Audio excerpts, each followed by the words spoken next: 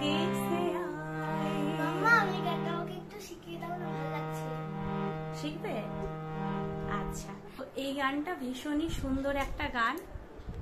এর বাংলা একটা ভার্সন আছে, হিন্দি ভার্সনটা তো মুকেশজির গাওয়া, আর বাংলাটা হচ্ছে হেমন্ত মুখার্জির গাওয়া। এটাও শুনেছো? আমায় প্রশ্ন করে ধ্রুব তারা, আর কতকাল আমি রব দিশাহারা, রব দিশাহারা। তো হিন্দি ভার্সনটা করাই, শোনো। कहीं दूर जब दिन ढल जाए, साँझ की दुल्हन बदन छुड़ाए, चुपके से आए। करो। कहीं दूर जब दिन ढल जाए, साँझ की दुल्हन बदन छुड़ाए, चुपके से आए। मेरे ख्यालों के आंगन में कोई सपनों के दीप जलाए, दीप जलाए। कहीं दूर जब दिन ढल जाए, साँझ की